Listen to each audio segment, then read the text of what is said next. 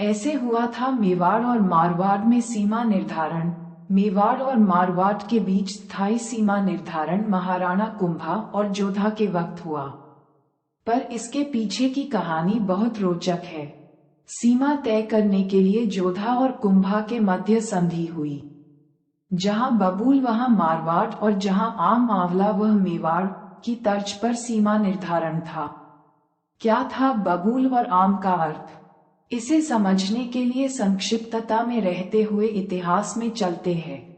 सन 1290 में दिल्ली में जलालुद्दीन ने खिलजी वंश की स्थापना की।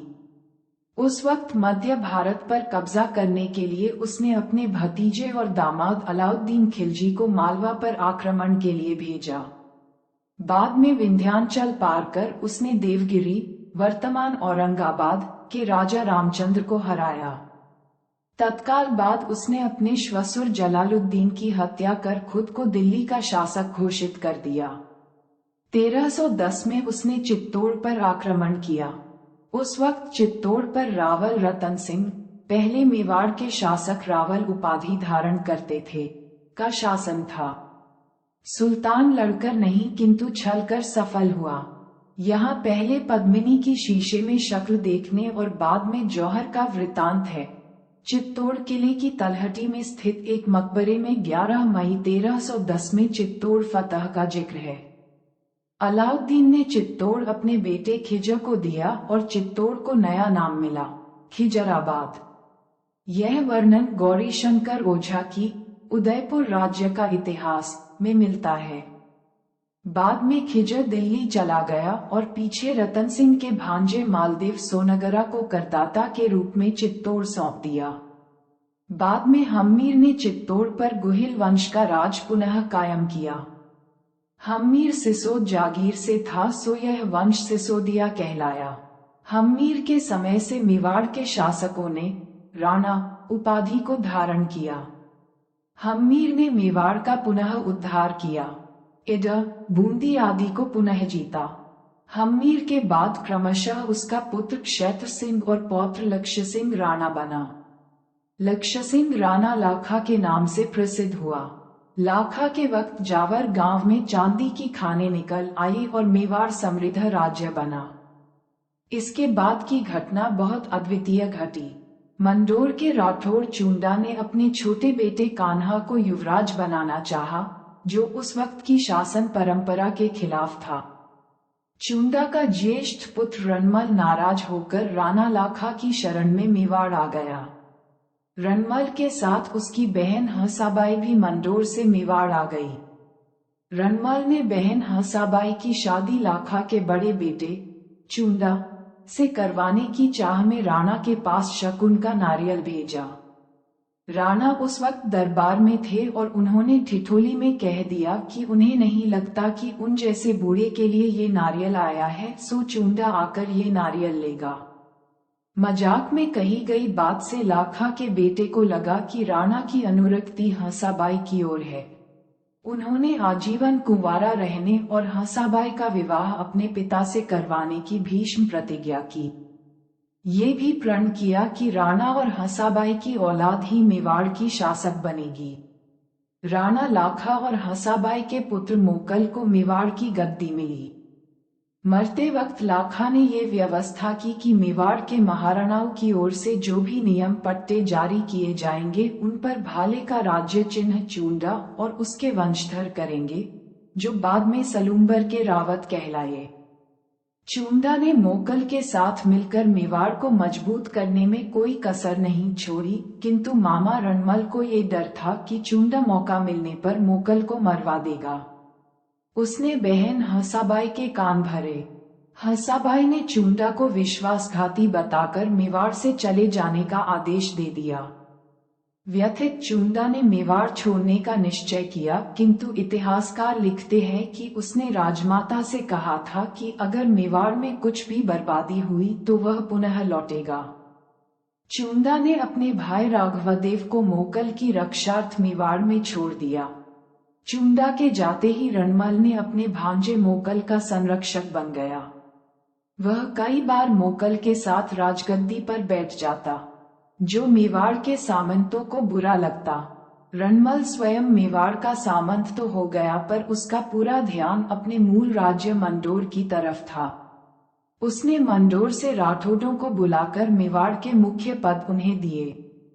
राजा श्यामदास वीर विनोद में लिखते हैं कि मेवाड़ी सामंतों को यह नागवार गुजरा। उन्हें लगता था कि मेवाड़ अब मारवाड़ का हिस्सा हो जाएगा। इसी दौरान जब मारवाड़ में उत्तराधिकार का संकट आया तो रणमल ने मेवाड़ की सेना के सहारे मंडोर पर कब्जा कर लिया। एक बार मौका पाकर रणमल ने भरे दरबार में चूंडा के भाई राघवदेव की हत्या कर दी।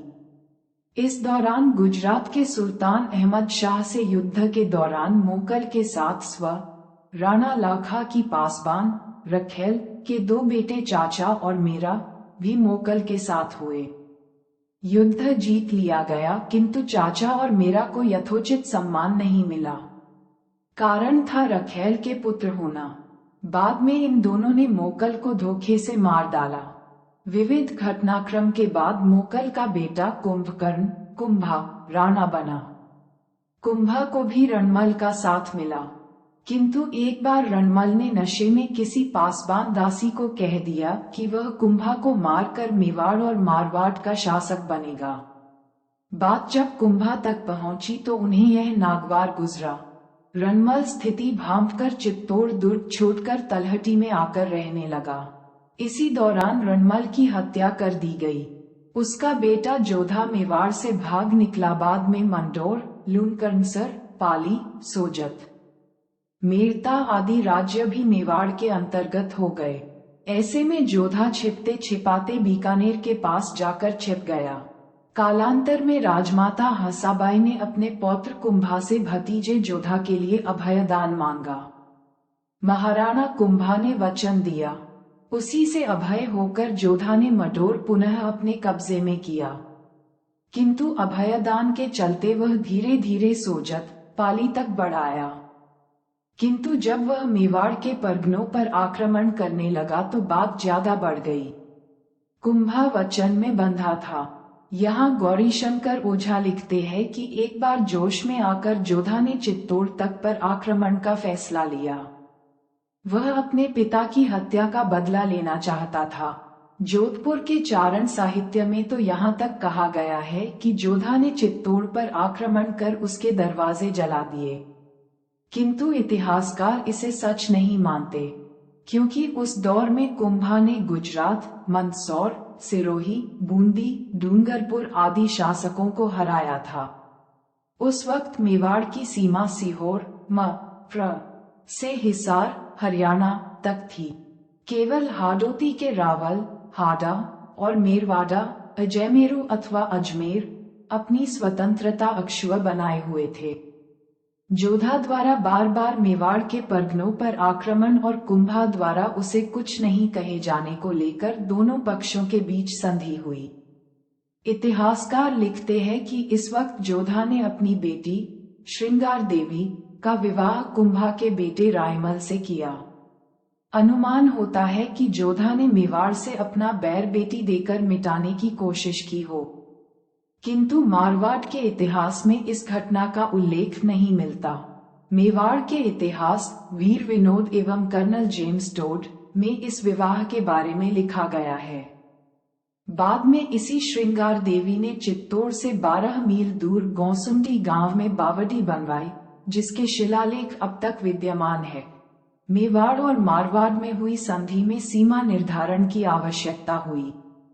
तय किया गया कि जहां जहां तक बबूल के पेड़ है वह इलाका मारवाड़ में, और जहां जहां आम आंवला के पेड़ हो वह स्थान हमेशा के लिए मेवाड़ का रहेगा। ये सीमांकन प्रायः स्थायी हो गया। इस सीमांकन के बाद सोजत, मेरवाड़ा अजमेर के ब्यावर की सीमा तक से थार, वर्तमान पाकिस्तान के सिंध की सीमा तक और बीकानेर राज्य से बाड़मेर तक का भाग मारवाड़ के पास तथा बूंदी से लेकर वागड़, डूंगरपुर तथा इडर से मंदसौर तक का भाग मेवाड़ कहलाया।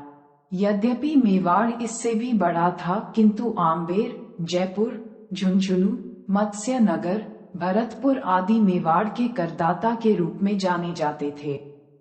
उस वक्त मेवाड़ मुस्लिम त्रिकोण, नागौर, गुजरात, मालवा के बीच फंसा राजपूती राज्य था। एक समय में जब कुंभा ने मालवा की राजधानी मांडू और गुजरात की राजधानी अहमदनगर पर हमला किया तो दोनों मुस्लिम शासकों ने कुंभा को हिंदू सुल्तान की उपाधि से नवाजा। इसके शिलालेख कुंभलगढ़ और राणकपुर के मंदिरों में मिलते हैं। बाद में कुंभा के बेटे महाराणा सांगा ने जब खानवा में बाबर से युद्ध किया तो मारवाड़ ने मेवाड़ का बराबर साथ दिया। इससे पता चलता है कि बैर सदा नहीं रहता। जोधा ने भी मेवाड़ की ओर से आक्रमण की आशंकाएं खत्म होते ही जोधपुर नगर बसाया।